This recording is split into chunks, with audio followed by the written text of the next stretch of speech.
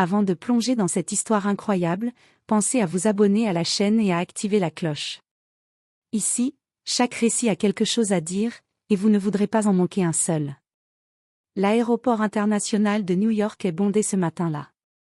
Les passagers se pressent, valises à la main, le visage fermé par la fatigue et la hâte. Parmi eux, Michael Davis, un homme noir élégant d'une cinquantaine d'années, avance calmement vers la porte d'embarquement du vol 742 à destination de Los Angeles. Costume taillé sur mesure, montre en or discret, regard tranquille. Il dégage cette assurance silencieuse qu'ont ceux qui n'ont rien à prouver. Mais pour certains, son apparence suffit à déclencher des préjugés. À quelques pas derrière lui, Richard Coleman, un homme blanc d'affaires arrogant et impatient, soupire bruyamment en le voyant passer devant lui dans la file prioritaire. Évidemment, encore quelqu'un qui croit pouvoir passer avant tout le monde, marmonne-t-il, assez fort pour être entendu. Michael ne répond pas. Il présente calmement son billet première classe, scanné sans problème par l'hôtesse. Richard, lui, n'en revient pas. Première classe ? Vous êtes sûr ? Ironise-t-il en s'adressant à l'hôtesse. Vérifiez bien, on ne sait jamais. Quelques rires étouffés se font entendre. Michael reste silencieux, s'installe à son siège sans un mot.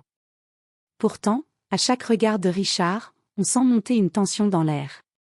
Quand une jeune femme brune entre à son tour dans la cabine, tailleur sobre, allure distinguée, plusieurs membres d'équipage se redressent aussitôt. C'est Emily Grant, la véritable propriétaire et présidente de la compagnie aérienne Skywings. Ce voyage, elle l'effectue incognito, sans escorte, pour tester la qualité du service et l'attitude du personnel envers les passagers. Richard, qui l'ignore totalement, s'empresse de la saluer, cherchant déjà à se faire remarquer. Mais son ton change lorsqu'il aperçoit Emily adresser un sourire chaleureux à Michael. « Monsieur Davis, quel plaisir de vous voir voyager avec nous aujourd'hui », dit-elle avec respect. Richard se fige. Il comprend qu'il vient peut-être de commettre une grave erreur, mais il est déjà trop tard. Car dans quelques heures, à l'atterrissage, ce vol deviendra viral, et tout le monde saura qui Michael Davis est vraiment, le cofondateur et principal actionnaire de Skywing Airlines, l'homme même qui signe le salaire du personnel, et de Richard lui-même, invité VIP pour un partenariat commercial. Ce que Richard pensait être une simple humiliation deviendra une leçon de vie qui fera le tour du monde. L'intérieur de l'avion brillait sous les lumières tamisées de la cabine première classe. Les hôtesses s'affairaient avec élégance, proposant des verres de champagne et des serviettes chaudes aux passagers privilégiés. Michael Davis, assis au siège 2A, feuilletait calmement un dossier, concentré. Il avait l'habitude de ce genre d'ambiance, les regards curieux, les chuchotements discrets, parfois même les soupirs agacés de ceux qui ne comprenaient pas ce qu'un homme noir faisait parmi eux. Mais il ne répondait jamais. Il avait appris, depuis longtemps, que la dignité silencieuse faisait plus de bruit que la colère. À quelques sièges de lui, Richard Coleman fixait son téléphone, mais son regard revenait sans cesse vers Michael. L'arrogance se mêlait à la curiosité. Il murmurait parfois des remarques à voix basse à la femme assise près de lui. « Tu vois, voilà ce que j'appelle le privilège de façade. Ces gens se font passer pour des PDG, mais au fond, on sait très bien d'où ils viennent. » La femme, mal à l'aise, tenta de changer de sujet. « Richard, s'il te plaît, laisse-le tranquille. » Mais il n'écoutait pas. Quelques minutes plus tard, l'hôtesse vint demander à Michael s'il souhaitait un café ou un jus d'orange. Avant même qu'il ne réponde, Richard intervint d'un ton sec. « Excusez-moi, mais je crois qu'il y a une erreur. Ce monsieur ne devrait pas être en première classe, non ?» Un silence glacé tomba dans la cabine. L'hôtesse, surprise, tenta de garder son calme. « Monsieur, cet homme est bien à sa place. Son billet est en règle. » « En règle ?» ricana Richard. « Et depuis quand en règle veut dire à côté de moi ?» Michael leva enfin les yeux de son dossier. Son regard était calme, mais ses mots portaient une force tranquille. « Je ne suis pas ici pour vous déranger, monsieur.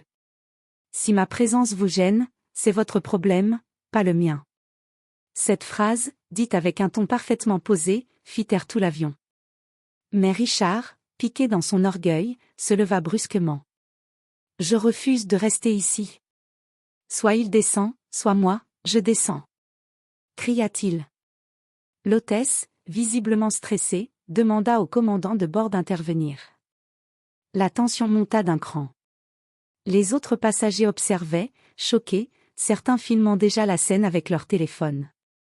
Et c'est à ce moment précis que la porte de la cabine s'ouvrit.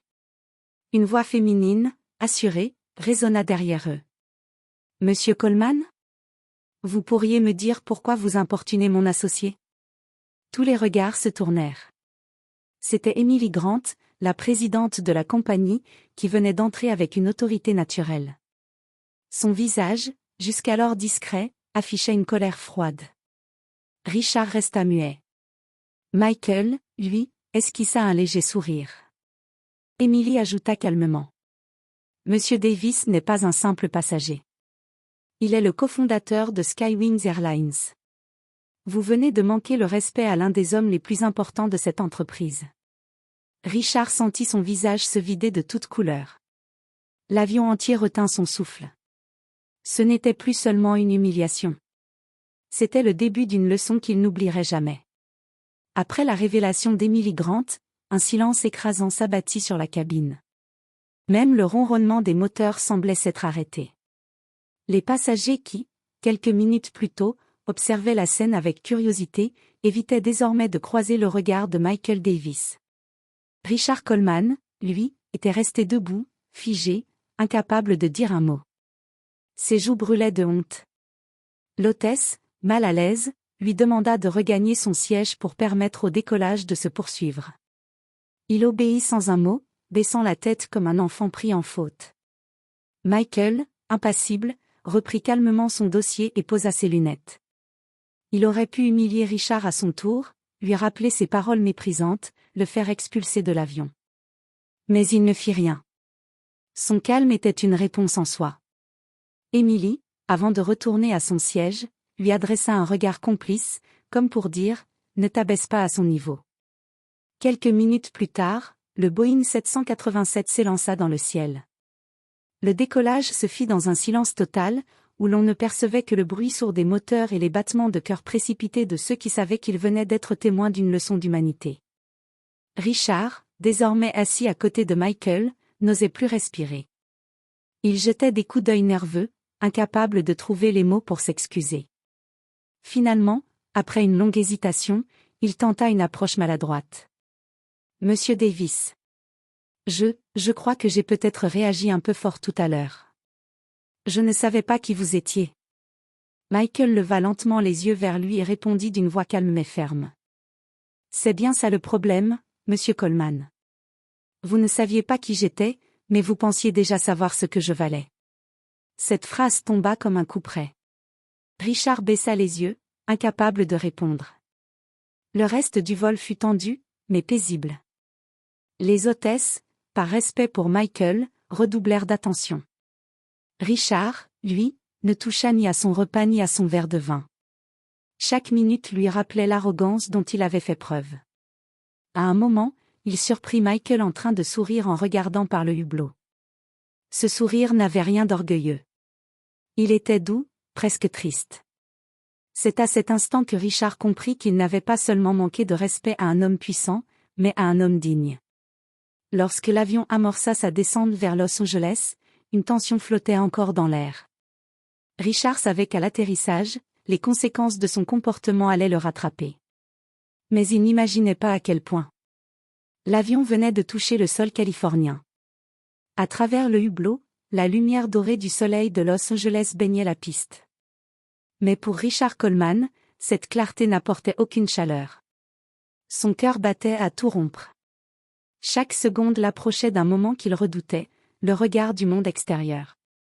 Les passagers se levèrent les uns après les autres. Certains échangeaient des murmures à propos de la scène du décollage.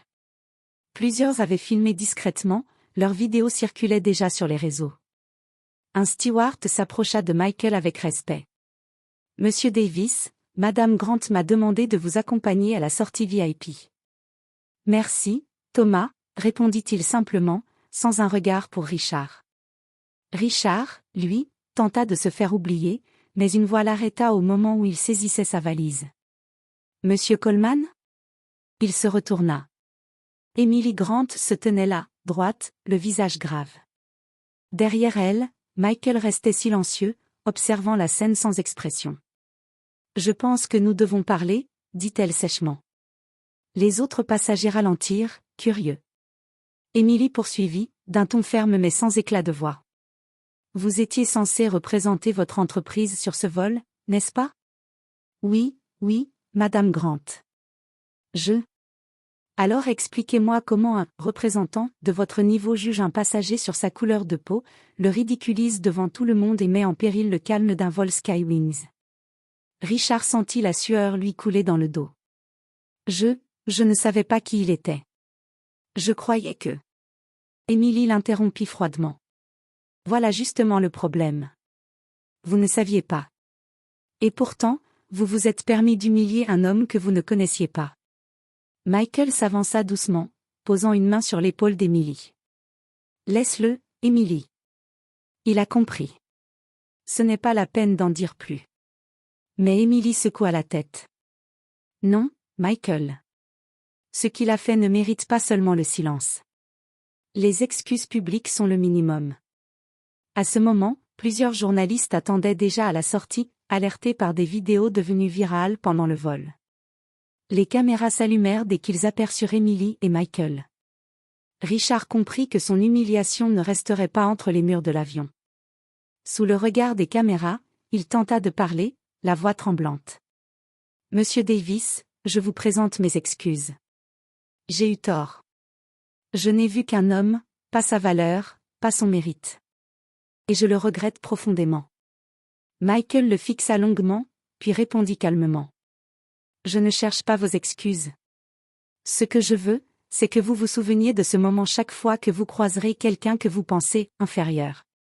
Parce que la dignité ne s'achète pas. Et la valeur d'un homme ne se lit pas sur sa peau. Un murmure d'approbation parcourut la foule. Les caméras captèrent chaque mot, chaque regard. Richard, honteux, détourna les yeux et quitta la scène, tandis que Michael et Emily s'éloignaient vers la sortie VIP, sous les applaudissements de quelques passagers. Sur les réseaux sociaux, la vidéo de « L'homme noir humilié en première classe » devenait virale. En moins de 24 heures, Michael Davis devenait un symbole de calme et de dignité. Quant à Richard Coleman, son nom, lui, deviendrait le synonyme d'une chute provoquée par l'orgueil et le mépris. Mais ce qu'il ignorait encore, c'est que cette humiliation publique allait changer sa vie pour toujours. Le lendemain matin, Richard Coleman se réveilla après une nuit sans sommeil. Son téléphone vibrait sans arrêt. Des notifications, des messages, des appels manqués, tout le monde semblait vouloir lui parler. Il inspira profondément avant d'oser regarder les titres des actualités. Journal, un homme d'affaires humilie le cofondateur noir de Skywings en plein vol. La vidéo fait le tour du monde. Journal, quand le racisme monte à bord. La réaction exemplaire de Michael Davis. Journal, l'arrogance d'un passager coûte cher à son entreprise. Chaque article portait son nom, chaque image montrait son visage pâle, humilié, figé au moment où Emily Grant le réprimandait. Son entreprise, Coleman Partners, était en pleine négociation d'un contrat avec Skywings. Le même partenariat que Michael Davis devait approuver. Le téléphone sonna encore. C'était Jonathan Price, son supérieur hiérarchique. « Richard, tu réalises ce que tu as fait ?» lança une voix glaciale. « Skywings a annulé notre contrat ce matin. 3 ans de travail réduits à néant à cause de ton comportement honteux. Jonathan, je vais appeler Monsieur Davis, lui présenter mes excuses directement. Il ne veut plus te parler. Et honnêtement, je ne le blâme pas.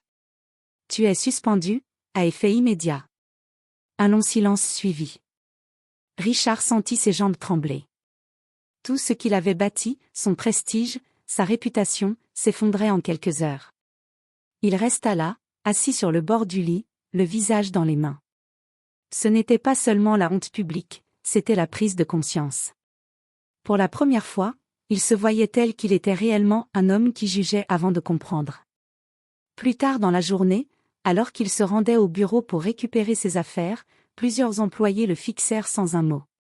Certains chuchotaient, d'autres détournaient le regard. La vidéo du vol passait en boucle sur les écrans des chaînes d'information dans le hall. Chaque fois que sa propre voix apparaissait, ce monsieur ne devrait pas être en première classe, non? Il sentait son cœur se tordre de honte. Avant de partir, il croisa Sophie, son assistante. Une femme noire, discrète, toujours respectueuse, qu'il avait souvent ignorée ou traitée avec condescendance. Elle le regarda droit dans les yeux et dit doucement. « Vous savez, monsieur Coleman, j'espère sincèrement que cette histoire vous servira. Pas pour sauver votre carrière, mais pour sauver l'homme que vous êtes. » Ces mots le frappèrent plus fort que tous les articles, toutes les critiques. Ce soir-là, seul dans son appartement vide, il alluma la télévision. Sur un plateau, Michael Davis donnait une interview. Le journaliste lui demanda. « Monsieur Davis, comment avez-vous réussi à rester aussi calme face à l'humiliation ?» Michael répondit simplement. « Parce que la colère ne guérit rien. Mais la dignité, elle, enseigne tout. » Richard éteignit la télévision. Il resta longtemps silencieux. Puis, pour la première fois depuis des années, il prit un carnet et écrivit une lettre, pas pour s'excuser en public, mais pour remercier celui qui l'avait offensé. Parce qu'au fond de lui, il venait de comprendre que cette humiliation n'était pas sa fin. C'était le début de sa rédemption. 6 mois avaient passé depuis l'incident du vol 742. Le scandale avait perdu de son éclat dans les médias, mais Richard Coleman, lui, vivait toujours avec cette cicatrice invisible. Sa carrière d'homme d'affaires avait pris fin brutalement. Il avait vendu sa maison luxueuse, quitté les cercles mondains et s'était installé dans un petit appartement à Brooklyn. Pour la première fois depuis longtemps, il avait du temps, et des remords. Chaque jour, il relisait la lettre qu'il avait écrite à Michael Davis, mais qu'il n'avait jamais osé envoyer. Dans ces lignes, il y avait tout, la honte, la réflexion, le changement. Il avait commencé à faire du bénévolat dans une association de réinsertion sociale, aidant de jeunes défavorisés à trouver un emploi. Ironie du sort, beaucoup d'entre eux étaient noirs, issus de quartiers qu'ils n'avaient autrefois jamais pris la peine de comprendre. C'est là, un samedi après-midi, que le destin fit ce que personne n'aurait cru possible. L'association avait organisé une collecte de fonds dans un grand centre communautaire. Richard, désormais modeste et humble, aidait à accueillir les invités. Soudain, un murmure parcourut la salle. « C'est lui, c'est Michael Davis. » Richard se figea. Le cofondateur de Skywings Airlines venait d'entrer, accompagné d'Emily Grant. Il ne portait ni costume luxueux, ni entourage impressionnant, juste une chemise simple et un sourire bienveillant. Richard sentit son cœur s'emballer. Il aurait pu fuir, éviter le regard de celui qui l'avait humilié. Mais au lieu de ça, il fit un pas en avant. « Monsieur Davis », dit-il d'une voix tremblante. Michael leva les yeux, le reconnut instantanément. Un silence lourd s'installa, mais il n'y avait plus de colère dans ce regard, seulement de la curiosité. « Monsieur Coleman. Cela fait longtemps. Je ne cherche pas à me justifier, » commença Richard. « Je voulais juste vous dire que ce jour-là, dans cet avion, vous m'avez appris quelque chose que ni mes diplômes, ni mes succès, ni mes privilèges ne m'avaient jamais appris. » Il sortit de sa poche une enveloppe. « Je vous ai écrit cette lettre. Elle vient du cœur. » Michael prit la lettre, la garda un instant entre ses mains sans l'ouvrir. Puis il dit doucement. « Je n'ai pas besoin de la lire, monsieur Coleman. Votre présence ici me dit tout. » Ces mots suffirent à faire trembler Richard. Une émotion sincère monta en lui, pas de honte cette fois, mais de gratitude. Emily, témoin de la scène, sourit. « On dirait que ce vol a changé plus d'une vie, » dit-elle avec douceur. Michael acquiesça. « Oui. Parfois, Dieu nous place dans la tempête non pas pour nous détruire, mais pour nous reconstruire. » Les deux hommes se serrèrent la main. Ce simple geste fit plus que n'importe quel discours. Le passé ne pouvait être effacé, mais à cet instant précis, il fut pardonné. Ce soir-là, en rentrant chez lui, Richard regarda le ciel. Il vit un avion passer au-dessus de la ville, brillant dans la lumière du crépuscule. Et pour la première fois depuis longtemps, il sourit. Parce qu'il savait que cette histoire, son histoire, n'était plus celle d'une humiliation, mais celle d'une renaissance.